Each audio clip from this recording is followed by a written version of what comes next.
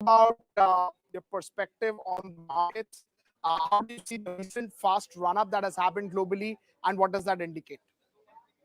Sure. Thank you for having me on your show. So, if we just go back, since you're asking me, what's happened in the last 1 month, if we just go back, say, sometime in the month of May, we had a lot of challenges in terms of the inflation, interest rates, currencies all around. And if you see sometime in the month of early July, we clearly saw a lot of things where the inflation was kind of cooling off, right? Most of the commodity prices, whether it was metals, ferrous, non-ferrous, even some of the soft commodities, agri commodities, all of them cooled off quite a bit. And of course, then the last man standing was the oil prices. But that also we've seen in the last couple of weeks, which has been decisively now below 100.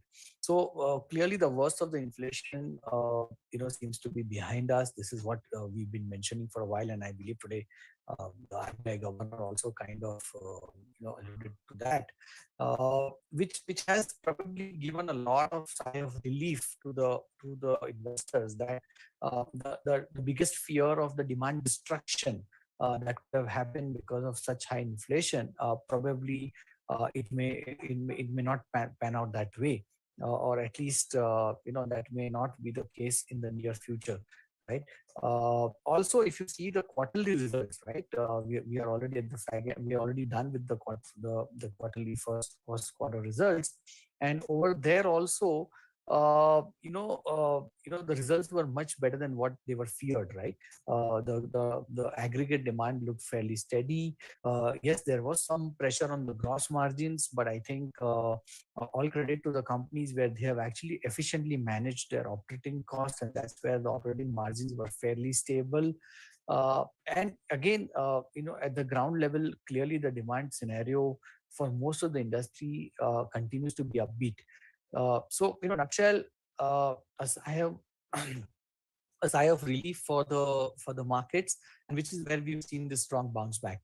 The one other last technical point is been about the foreign institutional investors selling, which was there till the end of June, and which was there for almost good 15 months. If you see from April 2021 till March 20, till June 2022, they were intense selling by them. They sold almost 2.5 lakh crore worth.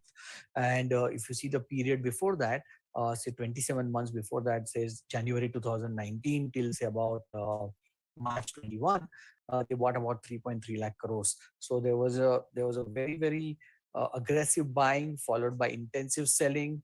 But I think all of that seems to have now got more or less settled, uh, and which is also kind of Got it, reflected in sir. the bond yields, which have also cooled off quite a bit. So I think markets are getting towards you In can terms see of that in mid the caps, do you believe a larger delta will be made over there like it was done last time, or you believe that one should stick to large cap this time because FIs are buying left, right, center, and most of them stick to the larger ones? Well, I still believe that the mid caps and the small caps will have a better run from here on, because, whenever we see the upturn in the economy, there are a lot of tailwinds for these businesses, and they generally tend to give a much higher growth. And some of them also leap into the next league of, getting in from a small to a mid or a mid to a large company. And this is where the inflection points and the re-ratings of the businesses actually happen in the markets. So I think that there are going to be opportunities on that side.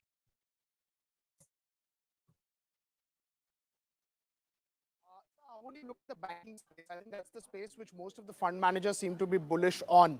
Can you just talk to us about the financial pack? And within that, would you prefer NBFCs, private banks, or PSU banks? We clear see, if you see, the credit growth has picked up quite strongly. Today we are at almost 14 to 15% kind of credit growth, and we haven't seen this kind of credit growth for almost 3-4 years now. Not only that, credit growth is also significantly higher than the deposit growth. So obviously the incremental credit deposit ratio is probably significantly higher than 100%, uh, which means profitable growth for the banks at this point in time. We are also seeing credit growth not only picking up on the retail side but also on the corporate side. Now there is demand, there is decent demand coming from the working capital side, and of course as the capex plans start playing out, there will be demand for the project finance also. So all of that is definitely going to help the banks in terms of their loan book growth, in terms of their profitable growth. And at this point in time, of course, the asset quality has also been under fairly stable, I would say, if you see the first quarter results, right? And within that, the most important thing, now that we are talking about growth, I think the very important thing is going to be that the capital required for this growth, right? For particularly for the financial services. And some of the large private sector banks at this point in time are very, very well capitalized for at least next 2 to 3 years of growth. I mean, they can easily grow at anywhere between 15 to 20% their own book over the next 3 years without coming to the markets for any additional capital. So from that perspective, we clearly are betting on the private sector banks at this point in time. And within the private sector banks also, among the large private sector banks, the leaders. How would you look at infrastructure? Of late we've seen cap goods getting excited. A lot of infra companies have done well. How would you look at this whole capex story? Say Exxon Metals, which have announced the capex. How would you, play the capex plays?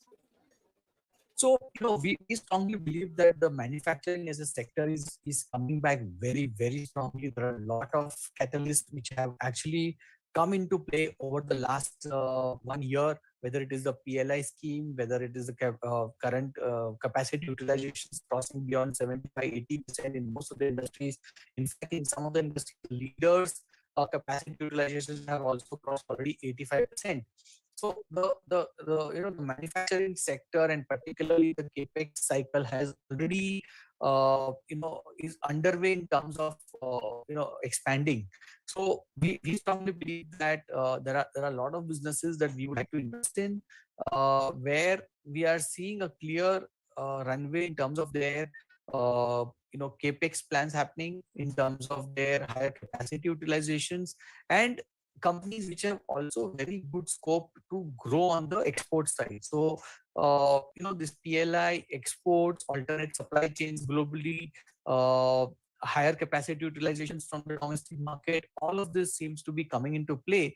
And I think that there are going to be decent companies on the engineering side, companies on some of the other manufacturing sectors, whether it is auto ancillaries, pharmaceuticals, specialty chemicals, even on the EMS side, the electronic manufacturing services also is another very big area which is actually coming up in India, and there are a few selected plays over there. So we are really focused on that side.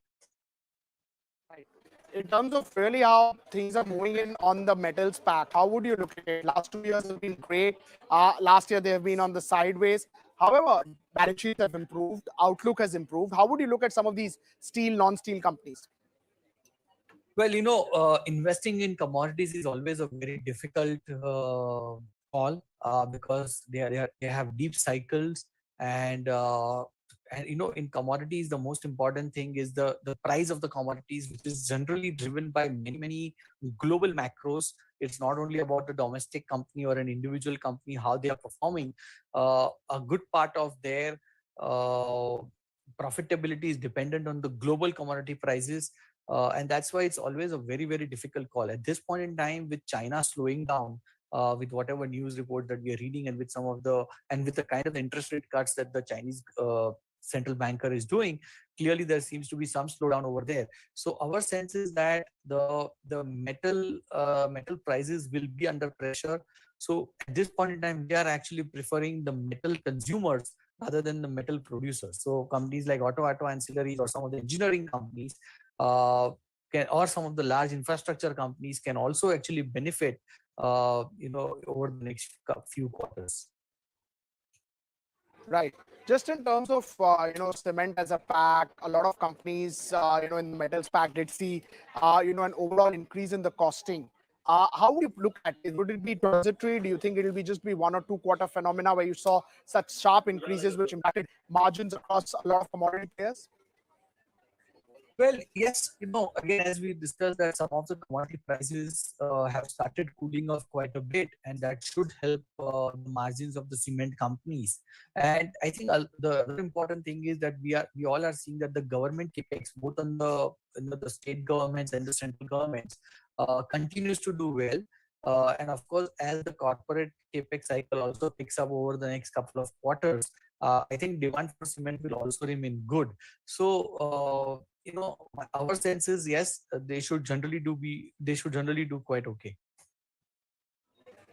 All right. So just a last word. A lot of inflation is coming in a lot of places. Whether we talk about UK, Europe, gas prices are going up. US inflation. India is still, pretty close, or not that particular in hyperinflation. How would you look at that scenario for FIIs? So, yes, important is the growth, right? I mean, inflation is one part of it, but I think clearly India is standing out across most of the markets as far as the growth opportunity is concerned, the growth potential is concerned, or even the way the growth is actually panning out at this point in time in so many industries across over here. So, India definitely will have an interesting play for the foreign institutional investors. We have also seen that our currency has been relatively much more stable compared to most of the other currencies, even compared to some of the developed market currencies, whether it is euro or even if you get pound. All of that, I think Indian currency has shown humongous amount of resilience in the last 3 6 months, and it seems to have stabilized also. So I think these are some of the factors which really matter to the foreign institutional investors. And from that perspective, I think Indian equity markets are offering a very, very stable, decent, return outlook for them. All right, Sachin, thanks so much for taking our time for us to perspective on Thank that. you. We're taking a break first on the show. Stay tuned. We'll get you an exclusive interaction with RBI Governor.